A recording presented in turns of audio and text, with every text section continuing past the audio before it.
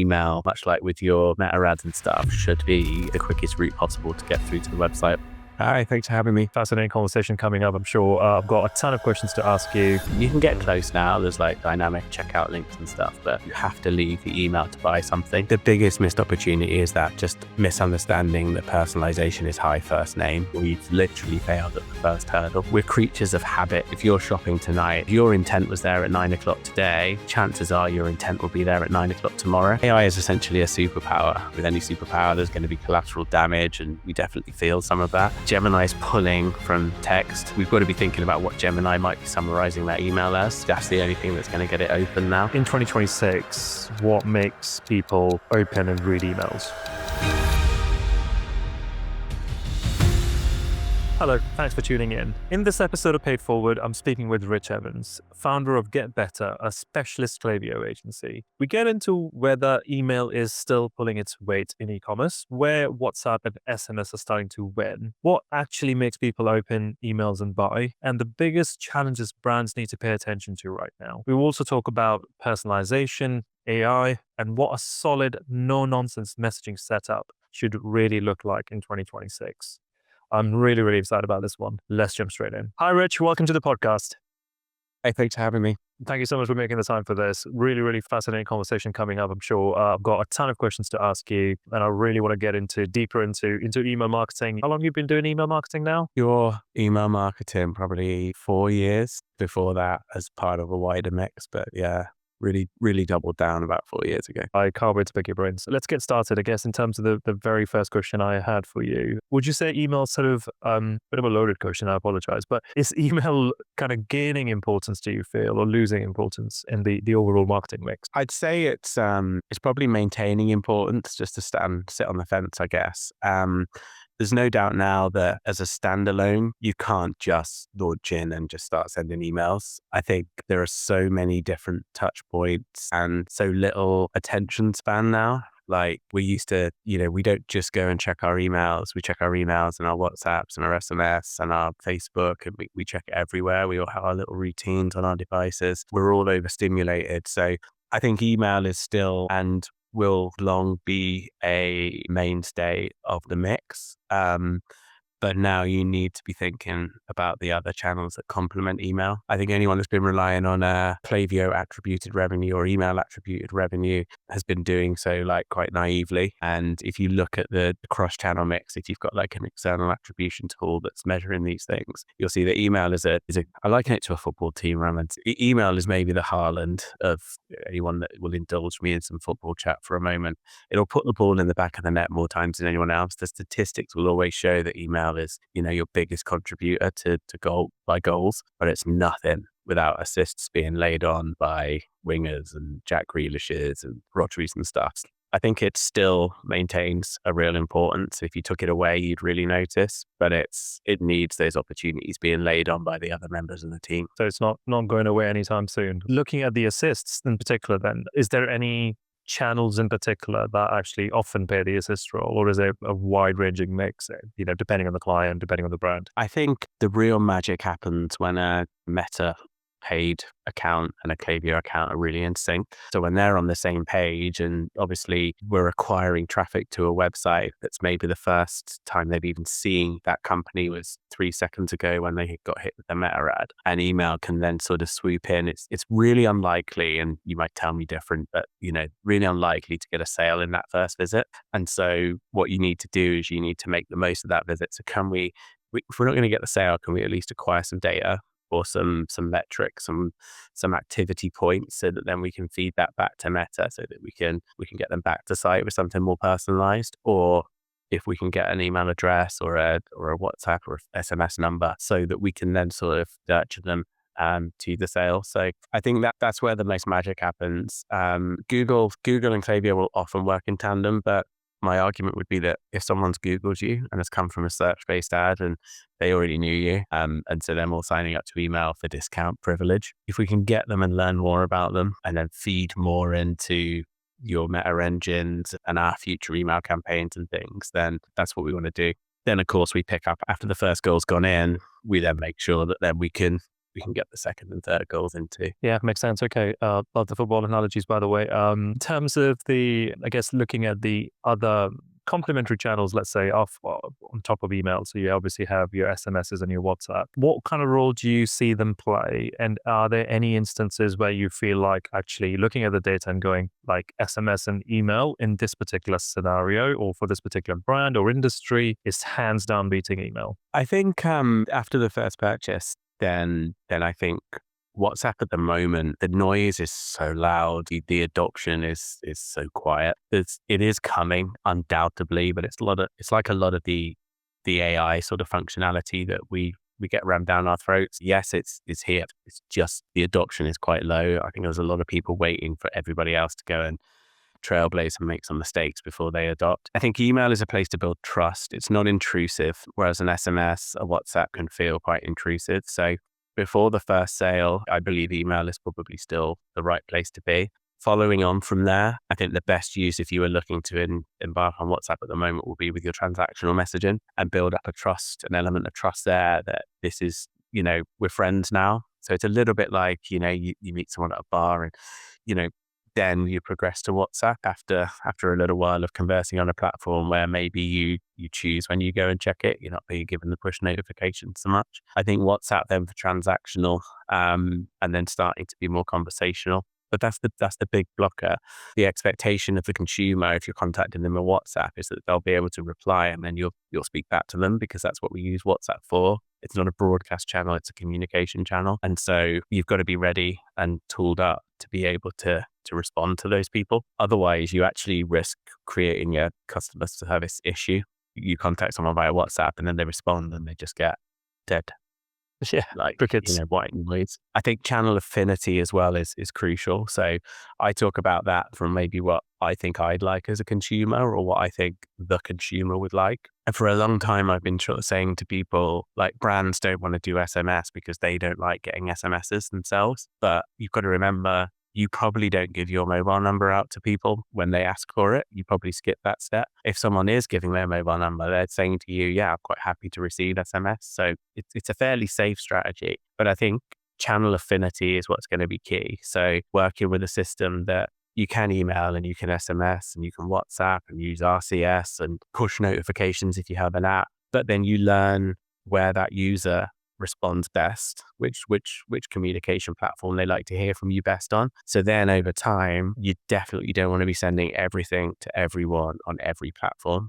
You're just going to turn into Temu, which I made the mistake of buying from once. And I don't even know what they're contacting me on anymore. I feel like I've deleted everything, but I still get a notification. And so, yeah, that channel affinity will be important. So you can learn and make sure that you're intelligently sending. So if Raman, you prefer an email and Rich prefers a WhatsApp and Jane prefers an SMS, we get the communication from you on the platform that we're most likely to respond to. Which makes sense. I'm going to ask you a silly question. In terms of WhatsApp, is there integration with Klaviyo, or is WhatsApp sort of sitting separately and SMS and email sits within Klaviyo? Everything's integrated. So like your database, your master database sits within Klaviyo, and then you're deciding whether they get an SMS or WhatsApp or an email. I feel I should come clean at this point for anyone that doesn't know me. I am in a Klaviyo t-shirt. I'm not employed by Klaviyo, but we are a Klaviyo elite partner agency and generally only deal with Klaviyo and the sort of ecosystem around it. WhatsApp is in Klaviyo, so you can broadcast via Klaviyo onto WhatsApp. You can receive messages and you can respond to messages, and there is also Agentic functionality so that you can train a customer agent to take all the other lines of data that come into Klaviyo and feed them into the agent to respond to hopefully the majority of customer service questions that come up, but not all. WhatsApp is essentially a function of Meta. So Meta bought WhatsApp, so it plugs in the same Meta account and things. So you can just do WhatsApp standalone. You can plug it in, you can register a number, you can have it as a tab, and you can converse with customers that way. There's then lots of other tools. So WhatsApp, for anyone that doesn't know, it's really found its sort of feet from monetizing, if you like, in India. So we all use these different platforms in different ways across the globe. I remember going to Canada a couple of years ago and, the Brit sort of said to my Canadian cousins, "I will set up a WhatsApp group for while we're here." And they were like, "No." And they all use iMessage still. And I looked at my iMessage and it's just a graveyard of like promotional messages and verification codes. But now Yeah. still to this day, I converse with my Canadian cousins in an iMessage group. And if I try and WhatsApp one of them, their last online will be like 2 weeks ago. Whereas for me here in the UK, WhatsApp is easily my most used app at any one time. The place where I talk to my children, my fiance, and pretty much everybody that I know. Very rarely do I send and receive an SMS. In India, it's a level above again, where it's a shopping platform. It's literally everything. It's almost Chrome levels of activity. That's where it sort of really found its feet. There are platforms like Go Quick Engage and things where they are standalone, just very WhatsApp focused suppliers. So I think for me, there is a benefit to having everything under one roof. I talked about channel affinity. And so if you're broadcasting on all platforms from one system, or at least feeding those events into that system so you're integrated, the benefit is you're not running that risk of hitting everyone with everything all the time. But I would imagine that the pace of development and stuff in some of these platforms that have been really flying on WhatsApp in India and likely territories for some time is probably going to be quicker than the rest of us that are just catching up. Brilliant. I think so. I guess moving on then to the next question I have for you is, decided what channels you want to be operating across. Obviously, email is an obvious one. You're probably doing SMS. You're maybe starting to tinker with WhatsApp. What in 2026? What makes people open and read emails or read any messages, any kind of comms from a brand? Is there has things changed in the last 12 months, or more of the same? Gemini and other like AI readers, and I, very much like it's changed the Google pay-per-click world drastically.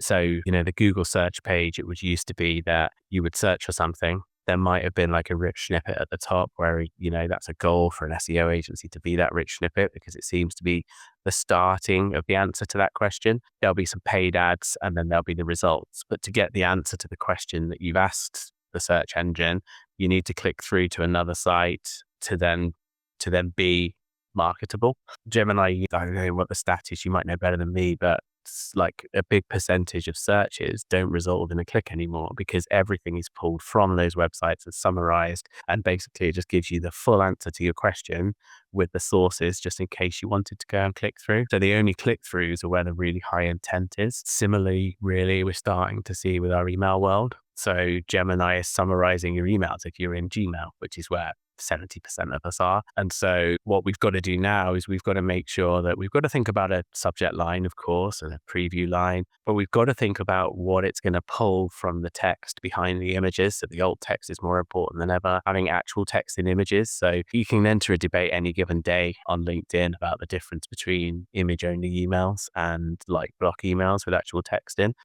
Yeah. But Gemini's pulling from text. And so we've got to be thinking about what Gemini might be summarizing that email as, because that's the only thing that's going to get it open now. I think I sound like an AI in the ever evolving world of e-commerce, but from what I know, like of my relatively young years in strictly e-commerce, the only thing that you can guarantee is change. And we all almost thrive on it. It's not mundane. We're not marketing a services industry or anything like that, where it's really quite the same, same thing, different day. It's just forever changing. And actually the thrill of that is quite good fun and keeps us in business as well, because if we can be staying ahead of these changes, then that's what our clients need. Fascinating though, in terms of, I think, the comparison to Google search with zero-click searches. Have you noticed any trends or anything in the data where it looks like, okay, actually, since Gemini is summarizing all of the emails, we're finding that actually click-through rates have declined? And if that has happened, then what strategies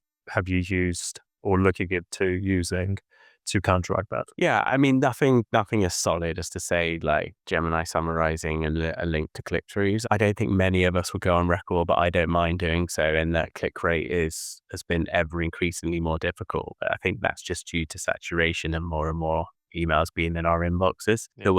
There was a real lull post GDPR when lots of people, mainly wrongly, like deleted their databases because they were fearful of what was going to happen and couldn't show like clear consent paths and stuff. And so a little bit like direct mail is having a real resurgence at the moment. There was opportunity in email inboxes. Now we're quite overwhelmed, we're quite saturated. So I think the main combat that we're finding and trying to recommend is just uber personalization. So at the same time as this AI and the technology is probably harming us in some ways, it is also giving us weapons that we can use for good. So, AI is essentially a superpower, and no doubt, and already people are using it for evil. And it's, like with any superpower, there's going to be collateral damage, and we definitely feel some of that. But also, if you can sort of wrestle this power and then use it for good, and use it to your benefit. So I think at the same time as, we've maybe seen struggles with click rates on large sends where it's a static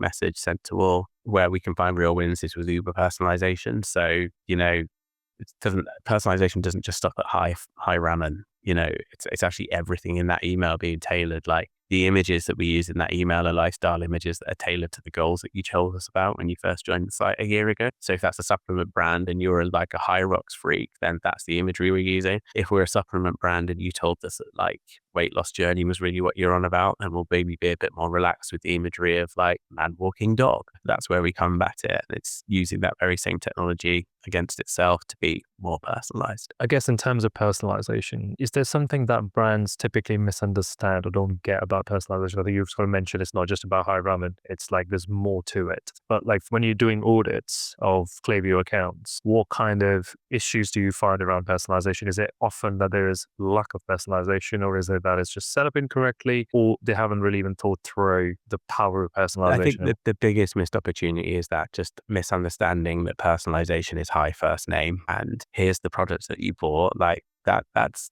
basic personalization and it's important. There's definitely mistakes that we find where there's no fallback. So, it's rather than high first name, if we don't know the first name, where we're only maybe had an SMS sign up, we might not do. It just says hi or hi there. Actually sounds a little bit better. You definitely want to make sure it doesn't say hi email address. I had some outreach all about, we are the best personalized outreach. We've got all of this AI, and it said hi first name at the very top. And I'm like, well, you've literally failed at the first hurdle. I think the biggest areas, if someone's watching this thinking, I wonder where we're going wrong, is where you have like, any of your flows, but I'll use post purchase as the example. So everybody gets the same post purchase email regardless of what they've bought or how many times they've bought from you. Now, sometimes you might go and see that the personalization in a post purchase is split by category. So like if you've bought pots or if you've bought pans, like you get a different message. But really you should treat personalization as where that person is at in their journey with you as a consumer. So if it's their first purchase, then split it by pots or pans, then they get a very different journey, because there's a misconception that everybody that buys from you has been through your welcome flow, has researched your brand, has looked at all of your reviews, and has really understood the core of your business and what you're all about, as opposed to they just took their pan out of the dishwasher and it's... But can I swear on this podcast? Feel free. Yeah. I won't. Yeah. I won't. They've just taken their frying pan out of the dishwasher and it's not usable anymore. And they've got people coming around tomorrow and they need something quick and they've gone with the first Google shopping app that looks like what they need. So actually then your post-purchase becomes an opportunity to backfill. Like, look, you've made the right choice. Thank God, because I did that in a bit of a rush. Here's what other people have been saying about us. This is all the tips you need about your frying pan from us. And then when it's my second purchase, send me all that drivel again. Thank me for coming back. So glad that you're back. You enjoyed us this. It means a lot to us. You can refer us to your friends as well. If it's my third purchase, don't remind me of the same stuff. Like at that point, I want to maybe be like lauded and paraded, like, oh my God, you're what makes us tick. If you've ever got any ideas about new products, we'd love to know. And on the fourth one, just sort of like, look, you've heard all of everything that we've got. We just want to say we're really happy that you ordered again and we'll see you next time. And then that can maybe repeat. So I think that is the personalization is, I always try and make people believe like it's the best shop owner that you've ever known. So when you walk into that shop, they remember you from last time. They remember what you had. Is it 20 Lambert and Butler, is it? And more, here's your mirror. Like they get to know you, and that's what you want to try and replicate with your e-commerce. Again, fascinating in terms of sort of personalization. Moving on to data, are there any data points that are often ignored, or this absolute sort of gold dust metrics or some sort of data points there that people just often don't look at within email marketing? I mean, yes. I think there's generally a theme where like we will do an audit and we'll look at all of the integrations that are on a website and all the Shopify apps and stuff. And they're not set up to integrate into Klaviyo. So that might be your reviews. They're siloed away and they're not feeding events into Klaviyo. I mean, that's a really missed opportunity. It could be gorgeous, your customer service. So it's not feeding in when someone's had a ticket and when that's been closed. Because that's a quick win, is to not send promotional emails to anyone with an open ticket, because 70% of those open tickets won't be positive. And we've all been there when you've got a complaint open with a company and then they send you BT. Used to be the worst for it. Like, everyone had a BT complaint. You'd see a post on social media and be like, right, I'm going to comment on here. Like, you've not answered my reply. I think another really specific common one as well is if you go and check your engaged audience. So it's common practice with your campaign emails to have a range of engaged audiences. So engaged last 30, 60, 90 days. But we often see a very linear engaged audience. So we're in Klaviyo. So the engaged audience is anyone that's opened or clicked an email in the last 90 days. But if I haven't opened or clicked an email for 6 months, I'm not getting your emails. That's fine. That's the purpose of the engaged audience. But what if I went and viewed a product this week on the website? Suddenly that's engagement. So yeah, we try and make engaged audiences less linear so that you're using all of the data available to decide if someone's engaged or not. The data is there. It's just not being used. Is that like from your orders that you see, is that quite a regular occurrence where it's just not being thought through? Okay. So there's like lots of Yeah, opportunities that people are missing out on. Klaviyo's generally been set up as a platform to send automated emails to people that abandon revenue, that haven't bought yet and are just new to the brand, or to try and bring back to buy again, and send campaign emails to. Whereas obviously it's this full CRM system now. So there's just so much more it can do, so many more analytics and things. Yeah, generally speaking, I think people are using about a third of the functionality within the platform. Well, okay, lots of opportunities to kind of grow that. But is there like some simplest thing that people can do within Klaviyo that kind of delivers the biggest uplift? Something that you often see perhaps at audits where obviously data points are not integrating things properly or not setting things up. So I think there's a setup question. But outside of setup, let's say, is there anything that you kind of go, oh, that's just such a obvious thing, and actually 9 out of 10 times provides the biggest uplift in performance? Yeah, I mean, in terms of the uplift, that is so relative to the brand, to the consumer, to the SKUs and things like that. I'd say in terms of the thing that we come up against 90% of audits and is the most obvious, quickest change, where you sit at the other end and you go, that does sound obvious when you think about it, would be time delays on flows.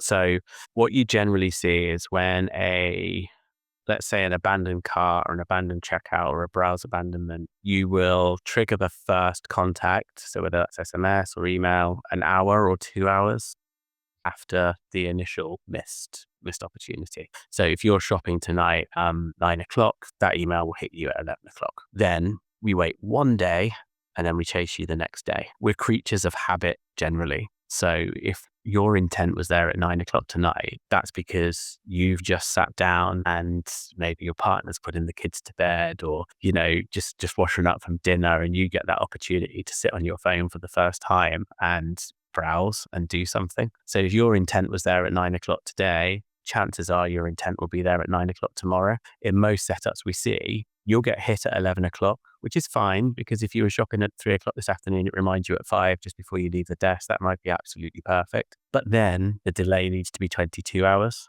or 23 hours to match up to 24 hours. And we often see it's 9 o'clock, 11 o'clock, and then wait a day. So then every contact then is at 11 o'clock at night. Use that sort of sensibility that we are creatures of habit and we generally do the same things at the same times each week, trying to make sure that those flows match that behavior. So if the initial intent was 9 o'clock today, let's make sure we contact you at 9 o'clock tomorrow. And then if we get to the end of that flow, let's make sure it's 7 days. It ends exactly 7 days after the first intent, because that might be the one time a week that you sit down and do some shopping for yourself on a Sunday, maybe. Worse than that, we see a lot of people forcing send times in flows.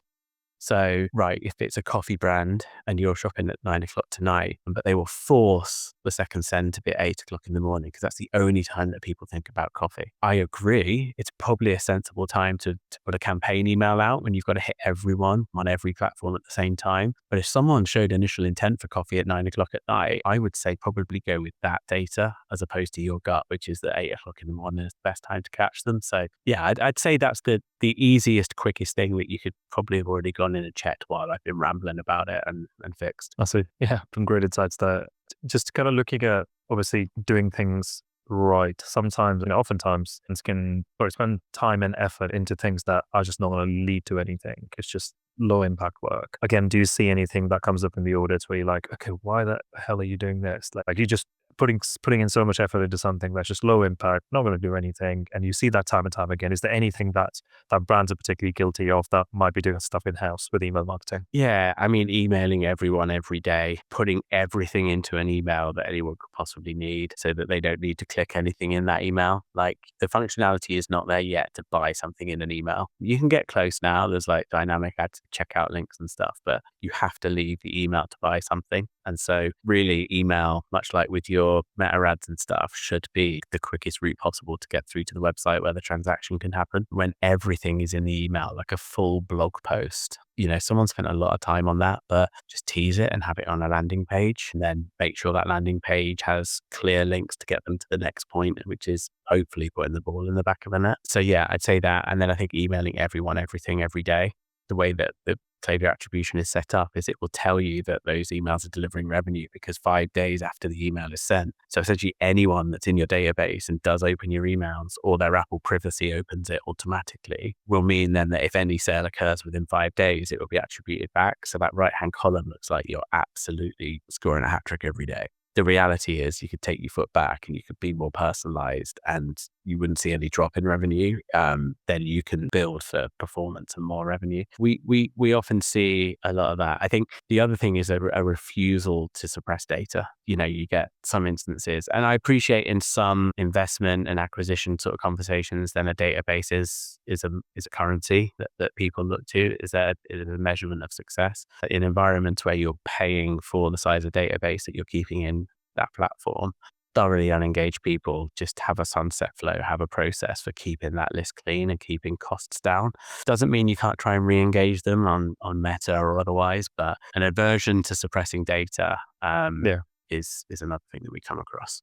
And is there a sort of best practice around cycles of kind of, would you suppress data on a regular sort of periodic basis, and what might that look like? Yeah, I mean, I'd like you automate the process and then make the decision manually at the end. So a sunset flow or a range of sunset flows, because we don't want to treat everyone as equal. Someone that has purchased from you in the past, you would probably have a different rule of unengagement or a different definition of unengagement from them for someone that's never purchased. So if someone's entered into your database 6 months later, they have not purchased anything and they haven't opened any of your emails for 3 months, we can appreciate they're unengaged. So throw them into a sunset flow as soon as they meet that criteria, which acts as like a defibrillator. Like, is there any life in this inbox at all? So throw a Hail Mary message to say, look, free crate of beer. And then you open the email and it's a free crate of beer when you spend £100, because actually the need at that point wasn't necessarily for a conversion. It was just to see if there's anybody there. Yeah. If you're in a beer database and you don't open an email that says free beer, I think it's fairly safe to suppress you at the end of that flow. If someone has purchased from you, you might want to give it 13 months, because if that person isn't actually buying for themselves, they're gifting for someone, then there's every opportunity that would just be their cycle. Once a year, they're going to come and buy from you. And then you just tag everyone that falls through those flows without any life, tag for suppression, and then have a little diary note 3 days before your billing date every month to just go through, review that segment, spot check a couple of them and suppress them. So that's quite an interesting sort of, from a timing perspective, just to 3 days before your billing date, and all of a sudden you're just saving a little bit of cash. So yeah, that's a very, very small way of doing it. Ideally, what you're doing is you are paving the way for new, cleaner, higher intent contacts and stuff. So you're not just like shrinking your database and taking cost away. What you're doing is you're just clearing space for new, more intentful customers and avoiding increased costs. There will be instances where actually you'll take out one line of data and bring another one in, and it's the same person, but they've just signed up with a different email address because they've lost access to that email address and things. But that I think list health is something that is often overlooked. Some great tips there. Thank you. We were talking about this actually just before we hit the record button, about kind of the use of AI. So obviously we've already spoken about how Gemini and integration with Gmail will just summarize the emails for you. And also we've spoken about AI as a bit of a weapon, right? So how do we use it positively or negatively? Speaking about from an email marketing point of view, so on our side of the table from brands and agencies, are you using AI? Is there like a is AI plugged into Klaviyo through a third-party app, or is Klaviyo sort of themselves have come up with some AI tool that you can use to enhance things? All of the above. Like it is everywhere, and it's funny because I remember, like, when you're at school or you're younger, it's like, if you could have any superpower, what would it be? And it might have been invisibility. And I think some of what AI makes possible for us now is verging on what we would have considered a superpower way back when. I think we all thought flying cars would be here before what we've got at our fingertips now and in our pockets. I think generally speaking, the customer facing, the end product, there is nothing that hasn't had human contact. So we're not using AI. We are leveraging AI. So we definitely haven't replaced any people with AI, but we've probably avoided needing some operational hires because we've been able to develop GPTs for it. So admin assistants and things like that. We've now, and to be honest, we're doing a much better job of some of those tasks. My proposals are much more accurate. My line management has increased exponentially because I've built some line management GPTs. It's just a scary place because I think there's a lot of younger people, not to put a slant on young people, but people that haven't had to learn. I went to school and used a computer for 1 hour a week. And I remember getting dial-up internet that I could use for an hour each night, unless my mum was on the phone to my auntie in Canada. Showing your age now, So Rich. yeah, Yeah, you're totally exactly. right, But though. I wasn't raised on the internet. What's great is, like, I've got all sorts of embarrassing pictures of my kids that will raise themselves every time it's their birthday. If you want to find any pictures of me like pre-15, 16, you got to ask my mum and got to get it out the loft, sort of thing. So there's benefits to being this age. But I think what we're seeing is now where, people are coming into the world of work and AI's at their fingertips and it's the only way they know. I think there's going to be a leveling out where those that are relying on AI, and almost as an agency that doesn't rely on AI, will become a USP for some. Because I think there's some pretty horrible experiences, and there's some near misses that we've avoided as well, where we've been supplied with AI based assets, for example. But I think anyone that thinks that it's going to be a phase is going to be found out pretty quick. So to summarize, I think we leverage AI, we speed up a lot of operational tasks with AI, and there will definitely be the biggest benefit to our world and the biggest change to our world, and it will be this year into next year, is going to be agentic. We are now on the cusp of using customer agents. We're used as an agency to broadcast marketing, to firing stuff out, and then what comes back is hopefully sales questions, but they'll be handled by a service department. Klaviyo's pivoted to be this sort of fully fledged CRM where actually we can broadcast these messages, but then we can accept contact back, and customer agents can then, feeding in all those lines of data that we talked about that will hopefully be hooked up, can field questions from the user like, when will my order be shipped? Well, it can go and find that out. And give you the answer. That will be the biggest shift, I think, is that agentic commerce. And finally, like, I've been a big ambassador for customer services and marketing are generally too far apart in any business. And I think what we want is to bring them two things closer together. So every customer services query is actually a marketing opportunity, and every marketing opportunity is an opportunity for a customer service experience as well. That's quite interesting. So the whole agentic side is Klaviyo making some noises around that already, and they're saying this is coming, or is it already been beta tested anywhere? It's here, like Oh, customer okay. agents. So there's two agents in Klaviyo at the moment. So there's a marketing agent, which is like your sidekick for your brand. So it will trigger ideas and things like that. I'd say if you are a owner operator and using Klaviyo for the first time and it's all very new to you, then that's really effective. I think you probably get a bit frustrated by it if you're an advanced user, but every week and every day, like, these things are getting more advanced. And then there is a customer agent. So that customer agent is now able to be programmed with your tone of voice and be able to start fielding those questions.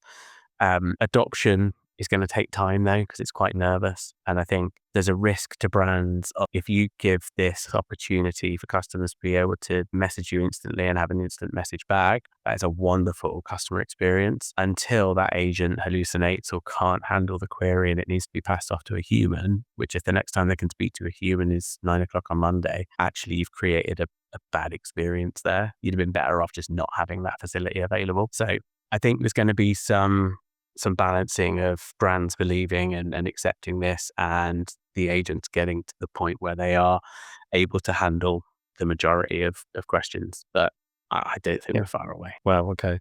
And so for your agency, and how you're thinking about it. I'm assuming here most of the work that you've done is about broadcasting out. And then as clients start asking questions about, okay, using it as a CRM system, we want to start using these agents to actually be able to handle customer service queries. Do you feel that actually that's has to be part and parcel of what you do as an email marketing agency?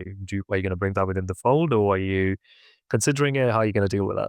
There is no way I want to add dealing with our brand's customer service queries that can't be handled by the agents in-house. And I think that's the blocker at the moment. Same as my contacts in brands are the e-commerce managers, and they don't really want to be interrupted at weekends and have to deal with things. So I think there's going to need to be a coming together of customer services and marketing and joined up sort of marketing customer services approach, or some partner agencies that can pick up that slack in the out of hours instances. But you see the broadcasting out is what you do and you have done for years. But in terms of the customer service element, you still see that as specialist partners coming in, maybe training the agentic models to go, okay, this is how you're going to handle all of this. Like, you don't see that as part of, you don't believe, or you don't see that becoming part of traditional email marketing agency. I'm using the word traditional carefully here, but do you feel that agencies or email marketing agencies will have to go down the route of becoming more of a CRM agency / consultants and agentic as part of the service? So do you feel like you're going to monetize that, or is that something that you want to stay well clear of? A topical question,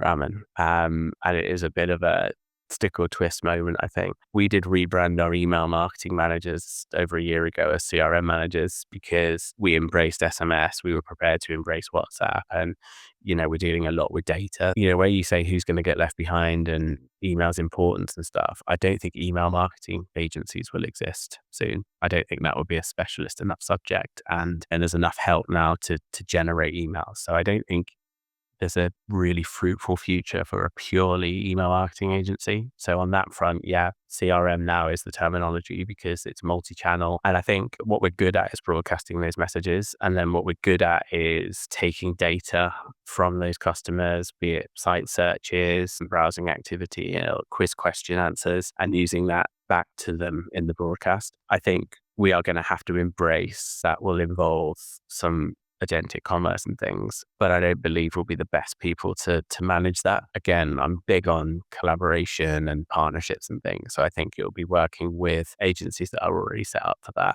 building partnerships and having a handoff sort of procedure so that the customer needs to be centric to everybody. I think giving a customer an opportunity to converse about an order or converse about an upcoming order, and then suddenly them having to wait 2 days to get an answer to their final and most important probably question is not a good customer experience. So together, between me, the brand, the platform, we need to find a solution. Brilliant. I think this leads me on to my kind of last question. I think this is more of a summarize everything question there, because I think you've touched upon pretty much every single topic that will be part of the answer to this question. And the question is, what would you say a world-class messaging setup looks like in 2026? I think every point of entry for every consumer is considered. So we're working with a coffee brand in the US at the moment, and they have a really great D2C. They also have 9 cafes with Wi-Fi, and they do subscription, they do one-time purchase, and they do gifting. So we've worked about 8 instances where people could enter into our database.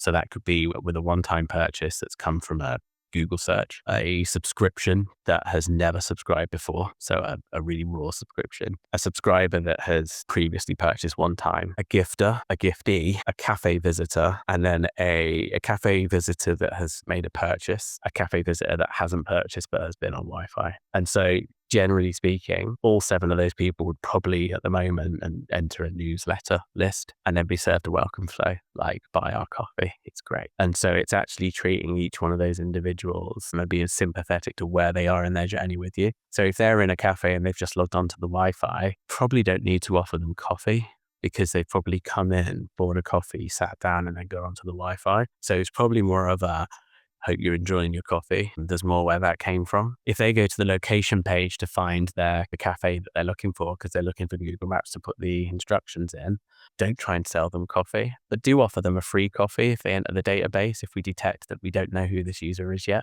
If it's a person that has subscribed having never purchased before, it's a whole different nurture journey, because the churn risk there is they've done a subscription because it's the cheapest way to buy, and then they're going to cancel it tomorrow. So give them the journey that will protect against that risk. Whereas if they've bought 3 or 4 times for you and then subscribed, probably less risk because they've done their research and they know you. I think understanding and having it as a true CRM, not just an email tool, and being sympathetic and having an understanding that like where everybody is at with their journey with you. Life cycle, I guess, is the buzzword that people use for it at the moment. And then having every platform that people might want to converse with you available. So don't converse with people and tell them the things that you want to tell them about on the platform that you think is best. Converse with them with the things that they want to know on the platform that is going to be best for you. Same with the coffee brand. So at the moment, there's a newsletter every week, which is it's like a geeky, like really detailed thing about coffee. Give someone the choice to have that.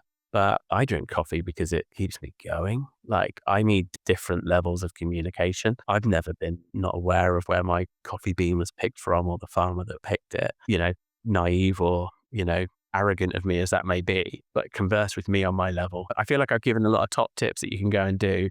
That's more of a North Star. But the beauty, again, we come back to AI, is it might have taken us a week to build a lifecycle strategy like that before. And so you're paying quite a lot of money for it. Now we can have a number of calls and we can speak to different people in your business, maybe a couple of customers, some of your other agencies, take everything and feed it into a GPT or to an AI system, and it will just pull everything out of that and then feed back to you. But then importantly, then that human goes through that with a fine tooth comb and makes sure there's no hallucinations or total errors in there and things. So yeah, these things are within reach for the person that's just setting up their coffee brand in their bedroom, as is for Packed Coffee, who, one of the biggest coffee companies in the country. So I guess what you're really saying is, personalization to the nth degree. Like everything needs to be looked through properly. Like if you're not a coffee connoisseur, like you don't really care where the beans have been picked by which farmer, and really all you care about is good quality coffee, then, just level with me and talk to me at that level, rather than just force it down my throat. A sad story that I don't really care about. The last piece on that is you just want to send the right person the right content at the right time. Mm-hmm. Yeah. And you're not going to do that with on email to your whole database at the same time every week. Brilliant. I think we'll leave it here. Rich, thank you so much for paying forward, as I often say at the end of these podcasts. Fascinating chat, lots of great insights in there. And I guess last thing for the listeners, where and how can people find you? We're getbetter.co.uk when 95% of people start with us. So there's details about what we do on audits there, or find me on LinkedIn, Rich Evans. There's a lot of me, just look for the guy in the hat. That's fantastic. Thank you so much, Rich. Pleasure talking to you. Thanks for making the time again, and I will speak to you soon. Thanks, Raman.